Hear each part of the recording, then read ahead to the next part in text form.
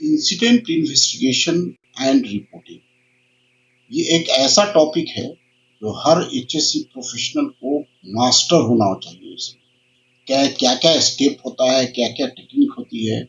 अगर आप ये नहीं जानते हैं पूरी अच्छी तरह से, अगर आपका कॉन्सेप्ट क्लियर नहीं है, तो आप इंटरव्यू में पास नहीं कर सकते। और दूसरे के आप जो साइट पर जाते हैं, आप तो साइट पर काम करने में आए दिन आपको ये करना ही होता है।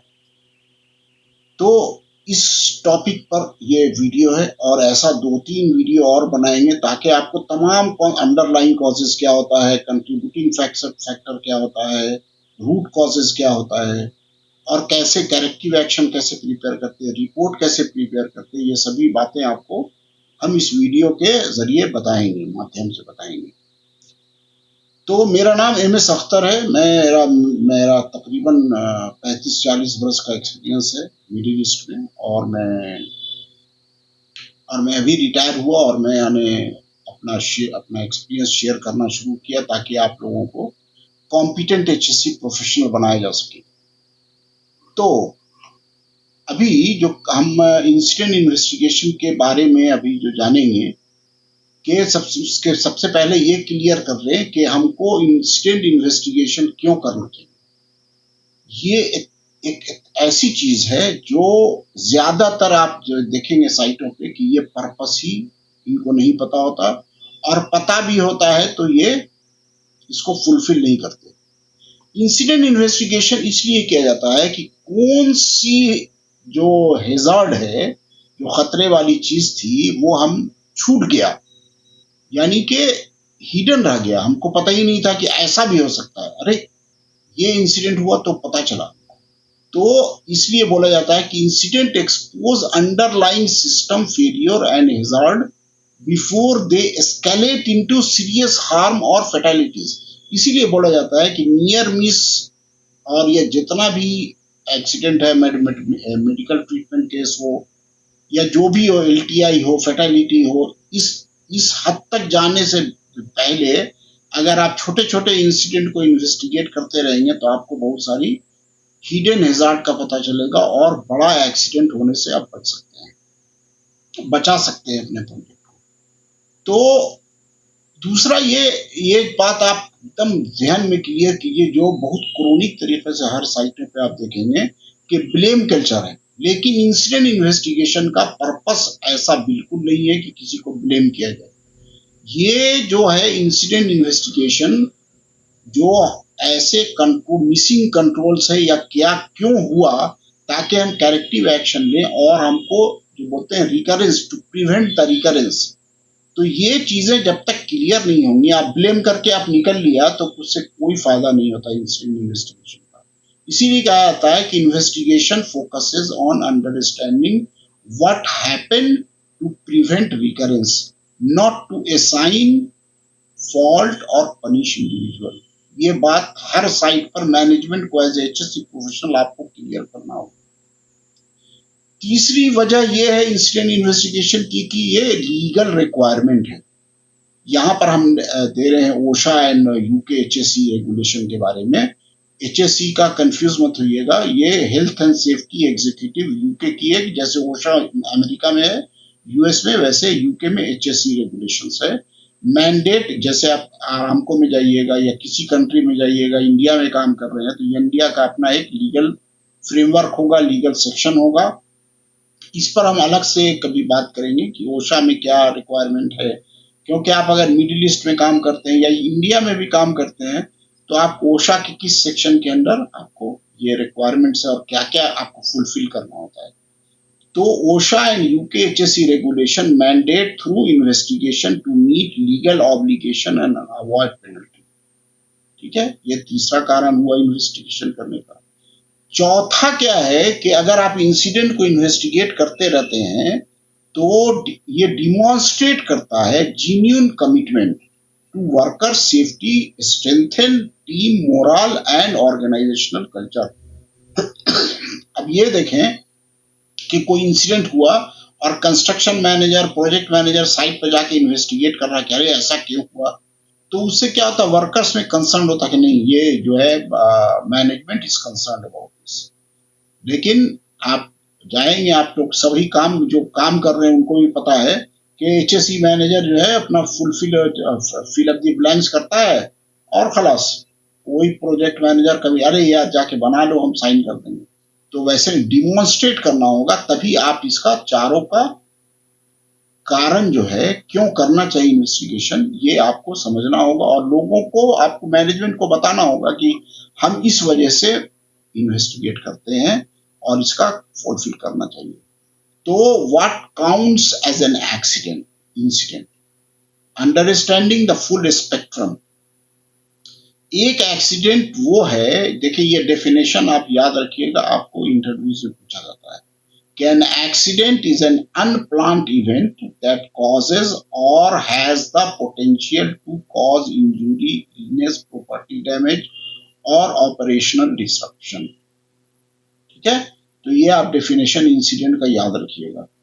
और हमने ये जो वीडियो है वो हमने इंग्लिश में भी बनाई है, लेकिन हम हिंदी में भी बना दे रहे हैं, लेकिन आप इंग्लिश में वॉच कीजिए ताकि आपको इंग्लिश में समझ में आना चाहिए। मिडिल ईस्ट में अगर आप जाके काम करते हैं तो आपको कम्युनिकेशन इंग्लिश जानना एक मस्ट है। मैंने ये भी बताया है एक वीडियो में कि कैसे अंग्रेजी आप अपनी इम्प्रूव करें, वो भी वीडियो आप देख सकते हैं। तो एक्सीडेंट का डेफिनेशन ये होता है कि event resulting in actual injury. समझ रहे हैं, एक्सीडेंट और इंसिडेंट में फर्क समझ लीजिए कि event resulting in actual injury और डैमेज टू पीपल और प्रॉपर्टी। अगर हो गया कुछ तो वो एक्सीडेंट है। लेकिन incident, everything is incident. Near miss क्या होता है, जैसे कि कोई चीज हो सकती थी लेकिन नहीं हुई, जबकि critical early warning that narrowly avoided harms but reveal systematic vulnerabilities. यानी कोई चीज ऊपर से गिरी लेकिन वो आदमी अगर उसके नीचे आ जाता तो एक्सीडेंट होता था, लेकिन उसके सामने दिखी तो वो इंसिडेंट हो गया। सिंपल सी चीज है। अनसेफ कंडीशन क्या है, hazardous situation discovered before any incident occurs। अगर आपने ऑब्जर्व किया कि अनसेफ कंडीशन, आपको इसके बारे में बताएंगे कि आरामको के जीआई में 6.01 जो है उसका जनरल इंस्ट्रक्शन जो आरामको का उसमें क्या डेफिनेशन है, वो हम जब आरामको के बारे में डिस्कस करेंगे तो आपको हम तफसील से बताएंगे उसमें। तो इन्वेस्टिगेशन के लिए हमेशा टीम को तैयार रखना चाहिए। ठीक है, प्रिपेयरिंग फॉर इन्वेस्टिगेशन के इसमें असेंबलिंग योर इन्वेस्टिगेशन, जब भी इन्वेस्टिगेशन करना हो कोई इंसिडेंट को, तो हमको effective investigation requires diverse perspective and specialised expertise working collaborative. यानी कि अगर कोई क्रेन का इंसिडेंट है तो क्रेन के जो मेंटेनेंस मैनेजर है या फिर क्रेन का जो ऑपरेटर है या फिर साइट सुपरवाइजर है, इन सभी लोगों को a part under the leadership of construction manager और प्रोजेक्ट मैनेजर इसको इन्वेस्टिगेट करना चाहिए, ताकि सभी आदमी अपने अपने एंगल से अपना इनपुट दे सके। इसीलिए मल्टी डिसिप्लिनरी होना चाहिए, है ना। Include site supervisor, site safety officer, technical specialist and worker representative to ensure comprehensive coverage of all angles. इसीलिए एज ए एचएससी प्रोफेशनल ये आपको इन डेप्थ आपको इंसिडेंट इन्वेस्टिगेशन रिपोर्टिंग प्रोसीजर जानना होता है, क्योंकि हर आदमी को अप टू सुपरवाइजरी लेवल इसका ट्रेनिंग देना ही होता है। आपको ट्रेंड इन्वेस्टिगेटर्स, अगर ट्रेनिंग नहीं है तो आकर के उल जलूल काम करेगा, इधर का उधर। Ensure team members possess investigation training, knowledge of site operations and understanding of relevant safety regulations। इसलिए कि कंस्ट्रक्शन साइट पे हमेशा सिचुएशंस चेंज होती रहती है, कुछ ना कुछ होता ही रहता है, तो आपको हमेशा इन्वेस्टिगेट कर कर करके आपको अंडरलाइन कॉजेज क्यों हो रहा है ये पता लगा के उसका आपने करेक्टिव एक्शन ले सकते हैं। तो अब उसके साथ जब इन्वेस्टिगेशन के लिए हर जगह पे आप देखेंगे किसी भी मल्टीनेशनल मिडिल ईस्ट में तो रहता ही है, एक इन्वेस्टिगेशन का टूल किट होता है, एक बैग होता है, वो आपको एज एचएससी ऑफिसर आपको होना चाहिए आपके हर साइट पे। Prepare essential equipment, digital camera हो, अभी कैमरा नहीं तो मोबाइल कहीं तो ले नहीं जा सकते आप बहुत सारी जगह, तो एंट्री अब हाइड्रोकार्बन इंडस्ट्री में तो कैमरा अलाउड नहीं है, तो आपको इंट्रिंसिकली सेफ कैमरा होना चाहिए, वो अलाउ हो जाता है आपका।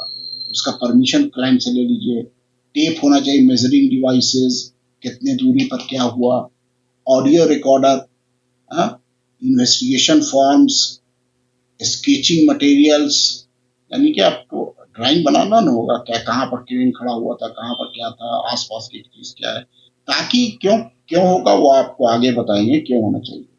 एंड अप्रोप्रिएट पीपीई, यानी कि सीबीए भी हो सकता है कहीं पर अगर आप रनिंग प्लान में काम कर रहे हैं।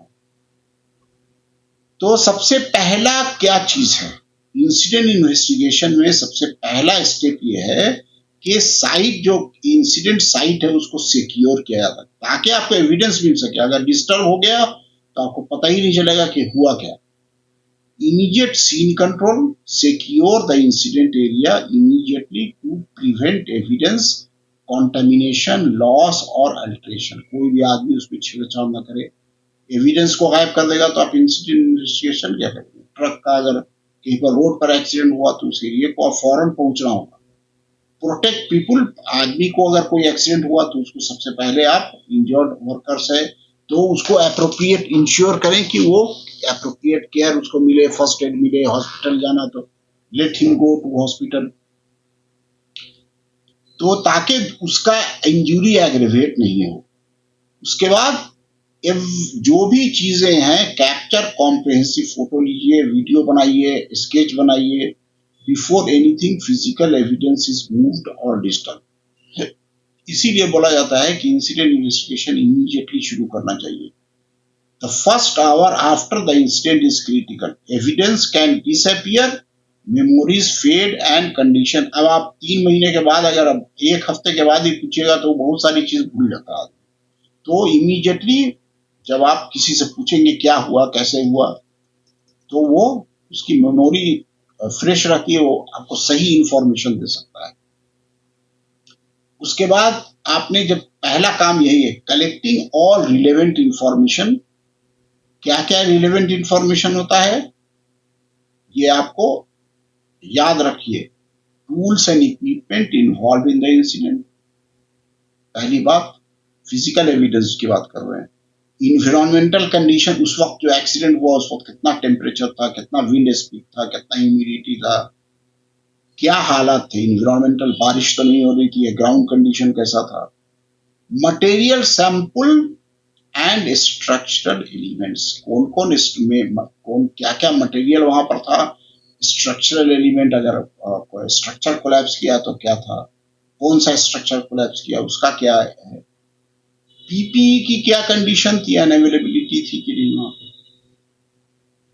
अब डॉक्यूमेंट्री एविडेंस, इसके अलावा भी बहुत सारी चीजें हैं, लेकिन इतनी चीजें आप अभी फर्स्ट स्टेज में इतना आप जानिए।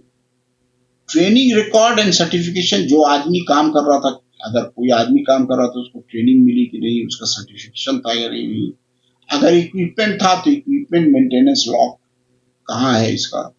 प्रीवियस इंसिडेंट, ऐसा इंसिडेंट पहले कब हुआ।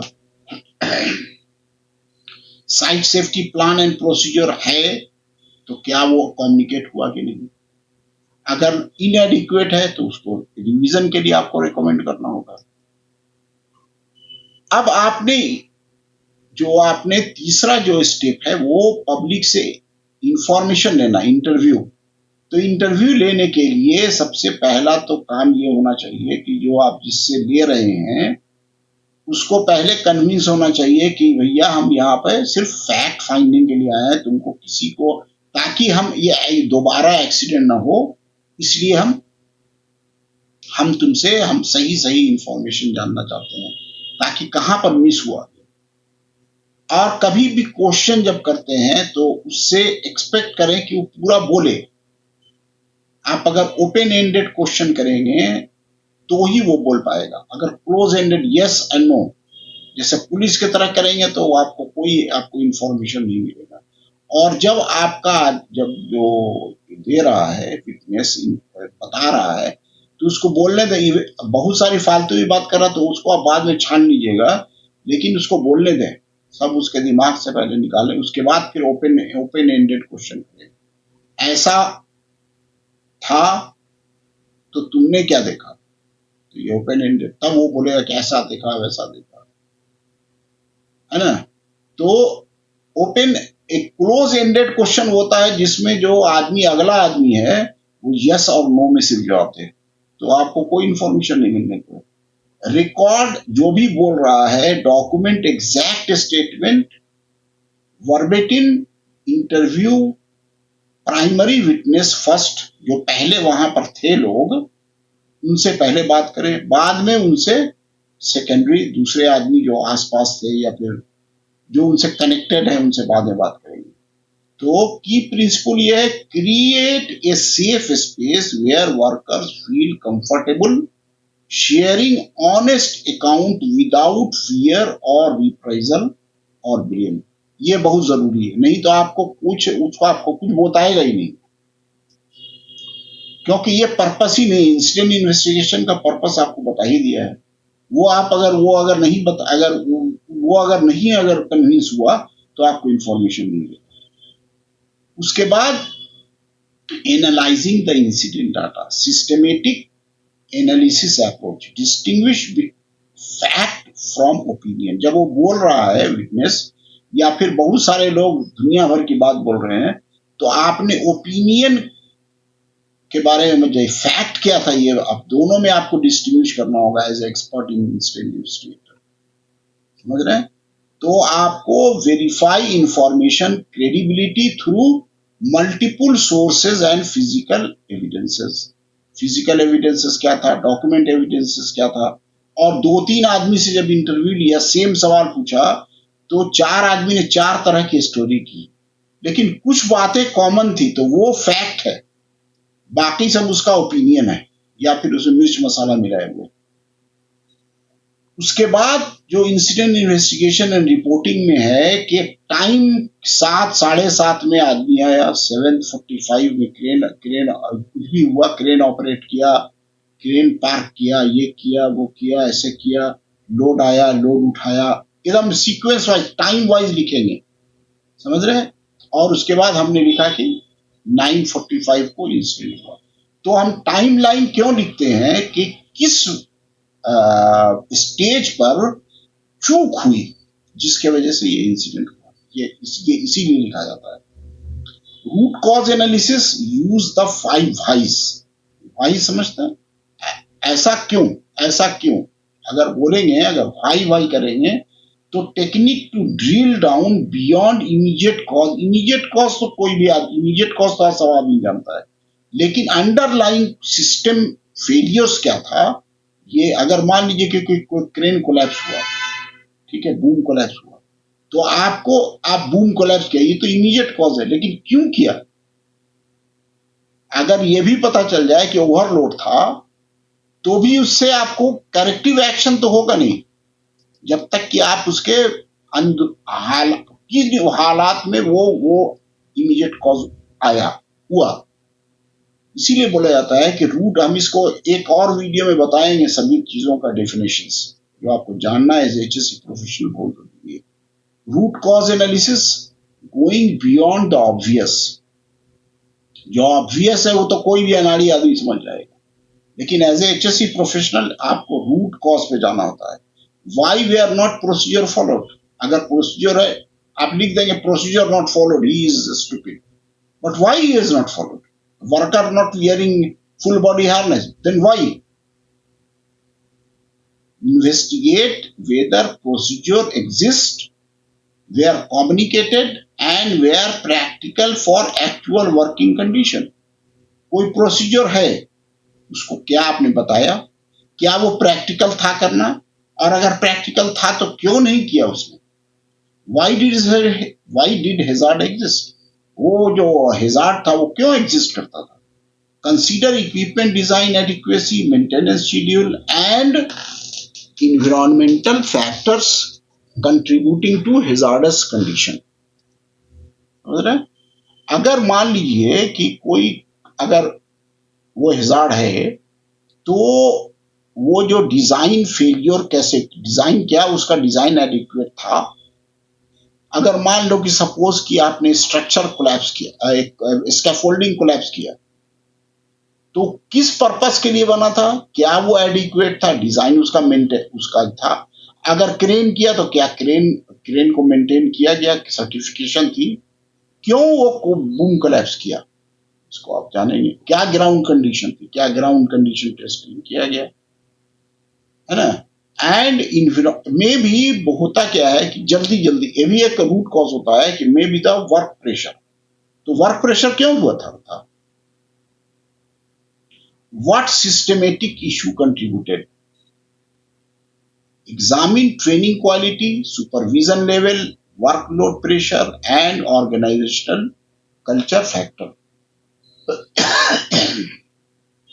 इंडिविजुअल एरर आर सिम्टम्स, ये बात आप एकदम क्लियर रखिए अपने दिमाग में, क्योंकि आप जाइएगा साइट पर तो बहुत सारा जो इंसिडेंट इन्वेस्टिगेशन जो रिपोर्ट है उसमें वो सिम्टम लिख देते, कॉज पता नहीं, वो कॉज थोड़े हो, अगर कोई आदमी अगर अगर वो कोई ये उसमें गलत बना दिया स्कैफोल्ड या क्रेन ओवरलोड हो गया तो क्रेन ऑपरेटर की गलती है या पूरा सिस्टम की फेलियर है, या कोई आदमी फुल बॉडी हार्नेस नहीं पहने हुआ था उसके वजह से वो फॉल फ्रॉम हाइट हुआ, तो वो तो उसका वो तो कॉज है ना, वो तो सिम्टम है वो, लेकिन क्यों नहीं पहने हुआ था, look deeper to find out the systemic issues that allowed the error to occur, वो क्यों हुआ, इसीलिए बोला जाता है 5 वाइज की बात होती है, याद रखिएगा 5 वाई क्या है, इंसिडेंट इन्वेस्टिगेशन का कोर प्रिंसिपल है ये इंटरव्यू का। तो using visual tools to understand causes, visual story, देखें आप जब रिपोर्ट लिखते हैं तो आप क्या करते हैं, इंसिडेंट डिस्क्रिप्शन, इसमें पूरा स्टोरी लिखा जाता है, ऐसे हुआ पूरी स्टोरी आप देखेंगे किसी भी इंसिडेंट इन्वेस्टिगेशन, तो पूरा विजुअल स्टोरी लिखा जाता है ताकि आपको वो जो आदमी साइट पर नहीं भी है उसमें फोटो भी लगाई जाती है ताकि वो आदमी को समझ में आ जाए, जैसे आप बगल में फोटो देख रहे हैं तो इसके साथ जब इंसिडेंट इन्वेस्टिगेशन रिपोर्ट होगा, creating visual representation helps investigators understand complex relationship between factors and communicate findings clearly to all stakeholder. दूसरे आदमी के पास जब जाएगा रिपोर्ट तो उसको पता चलेगा कि क्या हुआ था। कॉज फैक्टर डायग्राम, इसमें 3 चीजें हैं, map relationship between contributing factors, unsafe conditions and the incident outcome, contributing factor, unsafe condition और उसके बाद इंसिडेंट क्यों हुआ, समझ रहे हो, तो immediate cause, contributing for root cause, इसका हम डेफिनेशन आपको सेकेंड वीडियो में बताएंगे।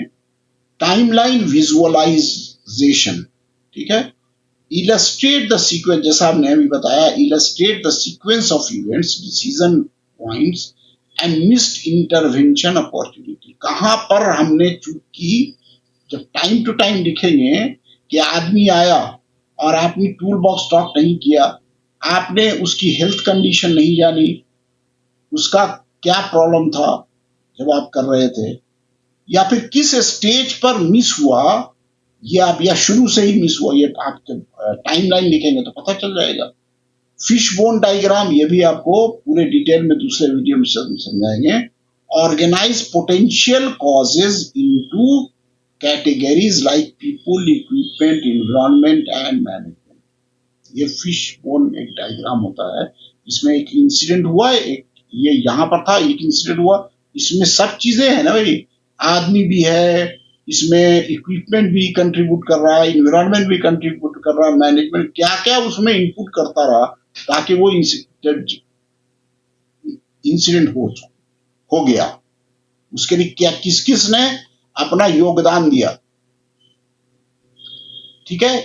अब आता है जब सब कर लिया तो अब करेक्टिव एक्शंस लेंगे, क्योंकि मेन पर्पस तो यही है कि रिकरेंस को करेंगे।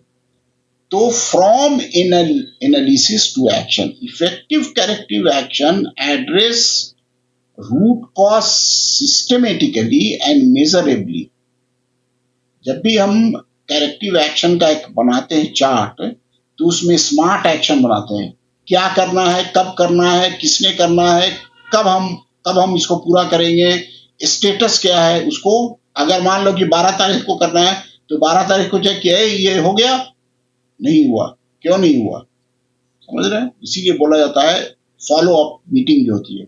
आप साइटों पे देखेंगे कि इंसिडेंट इन्वेस्टिगेशन में एक प्रेजेंटेशन देना होता है क्लाइंट को कि अपना करेक्टिव एक्शन का बताइए।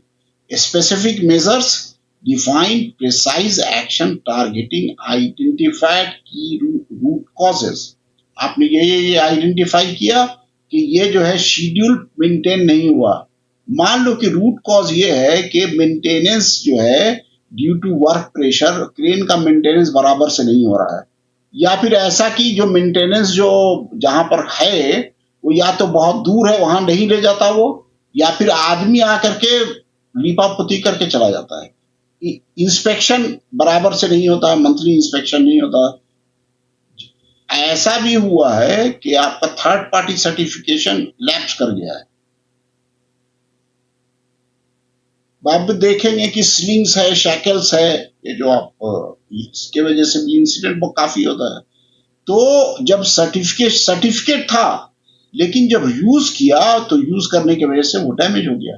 तो आपने डेली इंस्पेक्शन नहीं किया, मंथली इंस्पेक्शन नहीं किया, कलर कोडिंग नहीं किया, तो ये सब गड़बड़ियां हैं। कलर कोडिंग क्यों किया जाता है, ताकि वो इंस्पेक्शन को सर्टिफाई करता है, हाँ साहब ये इंस्पेक्शन की चीज स्पेसिफिक आदमी ने ग्रुप ने किया और इसको सर्टिफाई किया। Define precise action targeting identified root causes, ठीक है। क्लियर अकाउंटेबिलिटी, मेजरेबल आउटकम, है ना, क्या उसका मेजरेबल आउटकम क्या होगा, हम ये एक्शन करेंगे तो ये क्या हो रहा है उसके साथ। जैसे कि करेक्टिव एक्शन के कुछ एग्जाम्पल्स, आपको सिर्फ एग्जाम्पल है ये, ज्यादा इसमें बहुत सारा हो सकता है। Revise and update site safety procedure. मान लीजिए कि सेफ्टी प्रोसीजर था, वो या तो कम्युनिकेट किया गया लेकिन वो प्रैक्टिकल नहीं था, वो कहीं पर से कट एंड पेस्ट का, ज्यादातर तो ऐसे ही लोग करते हैं, कट एंड पेस्ट किए हुए हैं और वो उसके लिए है ही नहीं, साइट पर जो कंडीशन कुछ और है ना। अब आप किसी चीज का कहीं किसी का कहीं पर चपका दीजिएगा तो थोड़ी चलेगा। Provide targeted training for affected workers. Training के लिए रिकमेंडेशन आया कि साहब पब्लिक कॉम्पिटेंट नहीं थी, lack of competency is one of the finding. तो क्या आपका अपनी ट्रेनिंग कब पूरा करेंगे। Enhance supervision, equipment maintenance schedule, जैसा भी आपको बताया हमने। Improve supervision and oversight protocol, upgrade और रिप्लेस डेफिशिएंट इक्विपमेंट। बहुत सारे चीजों को रिकमेंडेशन आएगा कि इस तरह का इक्विपमेंट यूज नहीं करना है। जैसे कि आप बहुत सारे देखा होगा इक्विपमेंट डिस्कार्ड किया जाता है because it is very prone to the accident. Modify work process to eliminate hazard, ठीक है। तो कम्युनिकेट फाइंडिंग इफेक्टिवली। जो रिपोर्ट है उसको हमने जब रिपोर्ट बनाना है तो tailoring reports to your audience, कैसे आपने, जाहिर सी बात बना दिया तो लोगों को बताइएगा भी तो आपने क्लियर लिखिए चीजों को, ज्यादा कंफ्यूज मत कीजिए लोगों को, एकदम क्लियर लिखिए, कम लिखिए लेकिन क्लियर चीजें होनी चाहिए। एक तो पहले तो फॉर्मेट होता है, फॉर्मेट में ये फॉर्म होता है, लेकिन उसमें बहुत सारे चीज ऐसा चीज लिख देते हैं, इंसिडेंट डिस्क्रिप्शन भी ऐसा लिखेंगे कि पता ही नहीं चलेगा। जब लिख रहे हैं what happened, when, where and who was involve, ठीक है। Root cause, underlying systemic factors identifying through analysis. What are the root causes? What are the corrective? Immediate भी लिखते हैं, कंट्रीब्यूटरी भी लिखते हैं, रूट कॉज भी लिखते हैं, लेकिन एक्शन जो है रूट कॉज जब लेते हैं तो कंट्रीब्यूटरी और उस पर भी ऑटोमेटिकली उसका करेक्शन हो जाता है ना। Specific measure with responsibility and timeline, जो आप रिपोर्ट में लिखेंगे। फॉलो अप का क्या प्लान है आपका, मॉनिटरिंग एंड वेरिफिकेशन प्रोसीजर क्या है।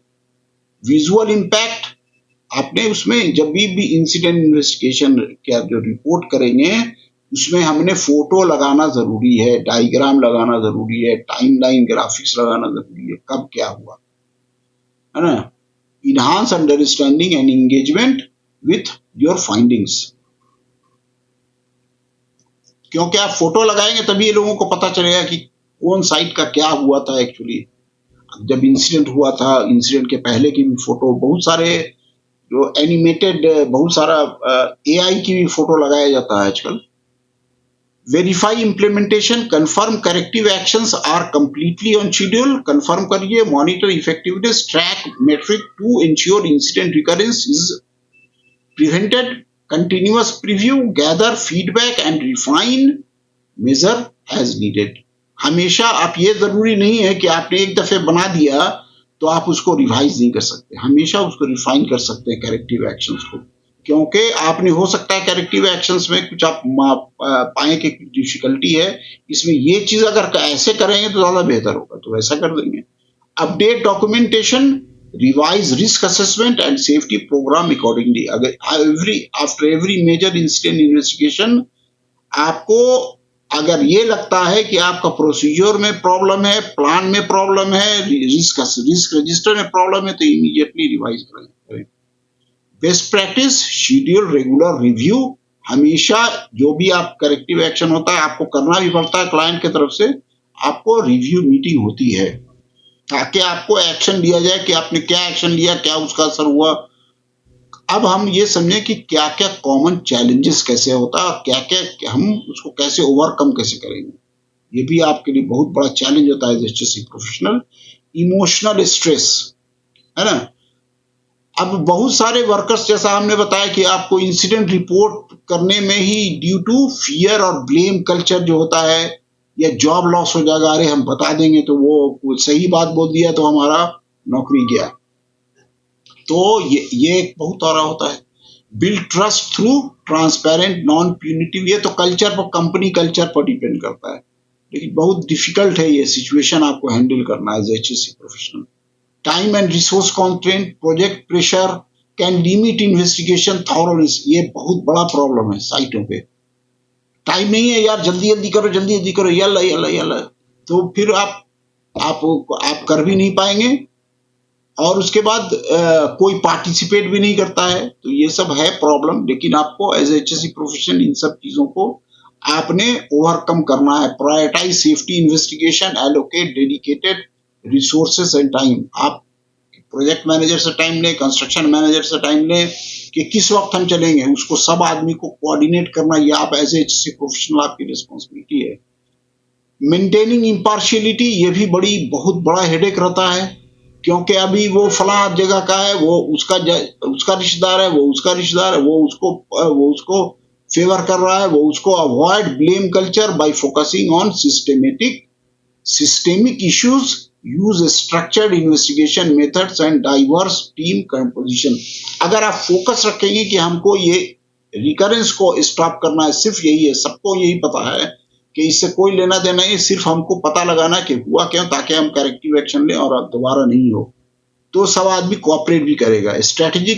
स्ट्रेटेजीज फॉर सक्सेस क्या है? प्रोवाइड कॉम्प्रिहेंसिव ट्रेनिंग दे होना चाहिए, ये कन्विंस करना चाहिए, मेंटल आपको ब्रेन वॉश करना होता है। Secure visible leadership support and establish clear investigation policies that emphasize learning over punishment। ये कंस्ट्रक्शन मैनेजर ही कर सकता है या प्रोजेक्ट मैनेजर। अभी जैसे कि एक छोटा सा केस स्टडी हमने लिया है कि अगर एक आदमी स्कैफोल्डिंग से ऊपर गिरा, वजह क्या थी? Missing guardrail, sustaining serious injury, ठीक है। अब इन्वेस्टिगेट किया गया तो इन्वेस्टिगेशन में पता लगा कि इनएडिक्वेट inspection procedure and significant training gaps across the site, ये आपको पता लगा इन्वेस्टिगेशन में, ये बात पता लगी। तो आपने करेक्टिव एक्शन क्या लिया? Implement rigorous scaffolding inspection protocol, daily inspection होगा, लॉग बुक मेंटेन होगा, एक स्पेसिफिक सेफ्टी स्कैफोल्डिंग इंस्पेक्टर होगा, मैंडेटरी रिफ्रेशर ट्रेनिंग होगी, एंड रेगुलर सेफ्टी ऑडिट्स होगी इसकी, तो ये करेक्टिव एक्शन हुआ। आउटस्टैंडिंग रिजल्ट क्या हुआ? Zero fall incident recorded in the following 12 months, ये आपका टारगेट होना चाहिए। So this investigation didn't just prevent another fall, it transformed our entire approach to work at height.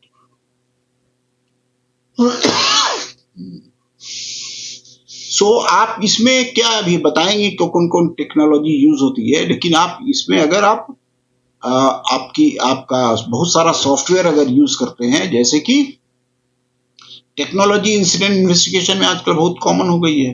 Digital tools transforming safety investigation, जैसे mobile data capture, आपको हमने दूसरे AI वाला हमारा जो वीडियोस है उसको देखिए।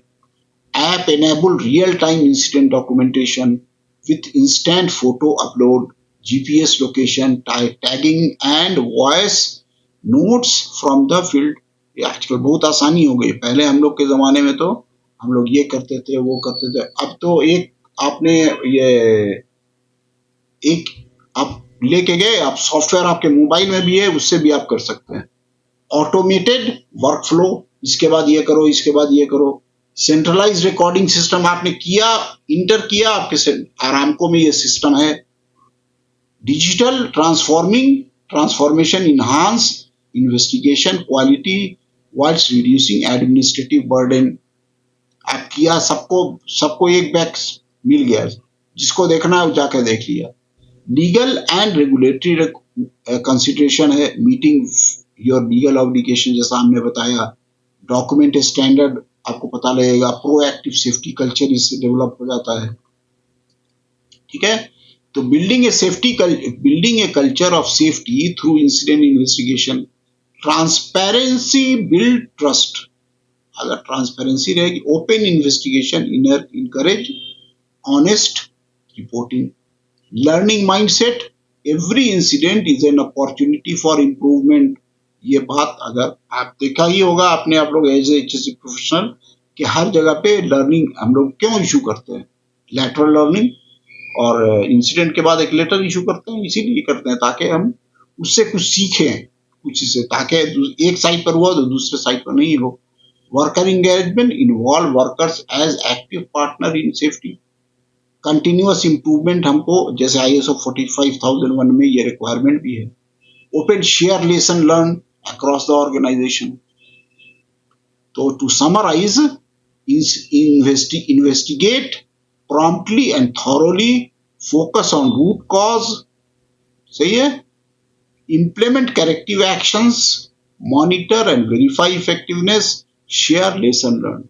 Thank you for watching my video and I hope that you have ये आपको बहुत ही इंफॉर्मेटिव, आपको बहुत जरूरी जो इंफॉर्मेशन एज एचएससी प्रोफेशनल आपको मिला होगा। आपको अगर अच्छा लगा तो आप इसको लाइक करें, कमेंट करें, सब हमारे चैनल को सब्सक्राइब करें। हम रेगुलर वीडियो बना रहे हैं। हमारा मिशन ही यही है कि आप लोगों को पूरा इंफॉर्मेशन दिया जाए ताकि आप कॉम्पिटेंट एचएससी प्रोफेशनल बन सकें। तो आप इस चैनल को सब्सक्राइब जरूर करें, लाइक करें, कमेंट करें। Thank you.